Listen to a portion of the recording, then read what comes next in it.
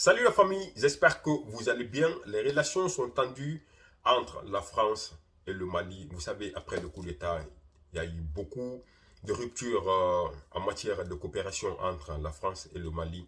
Il y a eu la fermeture de l'ambassade française au Mali et le consulat malien en France. Et Air France aussi a stoppé tous les vols à destination Paris-Mali. Selon les sources d'information, Air France gagnait plus de 500 millions de francs CFA par jour. Sans plus tarder, je vais vous mettre l'audio du ministre des Affaires étrangères malien, Abdoulaye Diop. Allez, je vous laisse écouter rapidement ce petit communiqué qu'il a fait. Allez, let's go, c'est parti. Vous imaginez que vous êtes dans un pays. Vous découvrez sur les réseaux que le consulat de France met que oui, nous on a fermé pour des considérations de tension dans la région. On ne donne plus de visa au Mali. D'ailleurs, tous nos consulats sont fermés. Mais vous êtes là, vous avez une ambassade, vous écrivez une note officielle. C'est hier que j'ai vu la note de l'ambassade de France. Vous écrivez, vous dites que dans 3-4 jours, nous allons fermer. Pour telle ou telle raison, qu'on l'accepte ou pas. Mais par respect, on ne peut pas découvrir ça sur les réseaux sociaux.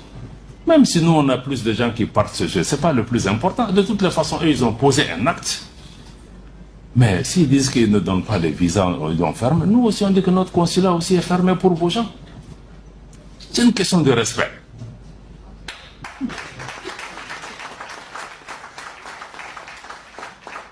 Parce que si tu ne mets pas la réciprocité, ça veut dire que tu admets que lui, il vaut mieux que toi.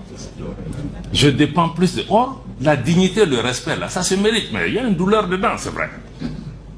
Mais ça se mérite. Mais il peut pas... Mais vous pensez que ces gens-là qu'on a même... nous-mêmes, on ne se considère pas. Mais ces pays-là, on pense qu'ils n'ont pas besoin de nous. Mais ils ont besoin de nous autant qu'on a besoin d'eux. S'ils sont là, c'est qu'ils ont quelque chose à gagner. Sinon, ils ne seraient pas là.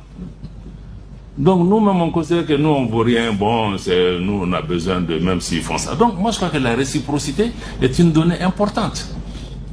C'est la même chose pour la compagnie Air France. On se lève une compagnie, vous avez des conventions. Il y a des gens qui quittent les États-Unis, ils sont dans l'avion avant d'arriver à Paris. Tous les vols sont annulés, ils sont à Tunis encore, ils n'ont pas pu arriver ici. La compagnie se lève seulement, dit que nous, on a fermé parce qu'on a des problèmes avec le Mali. Alors, il n'y a aucun problème. Si c'est pour sanctionner le Mali parce que le Mali a supporté le Niger, on va le faire, on le fera.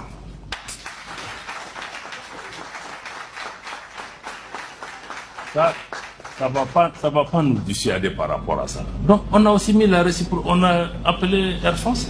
Il a dit que maintenant que vous dites que vous allez reprendre le 11, là, vous ne reprenez pas le 11.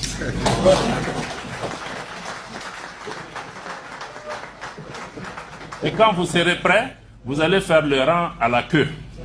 Si on est prêt, à vous redonner. Et entre-temps, on leur dit que vous n'êtes pas les seules compagnies au monde. Il y a d'autres compagnies dans le monde aussi qui vont être encouragées. S'ils ont besoin de cette place-là, ils prendront. Parce que quelqu'un ne peut pas se lever chaque jour au Mali. J'ai fermé, j'ai ouvert, j'ai fermé, j'ai ouvert. Non.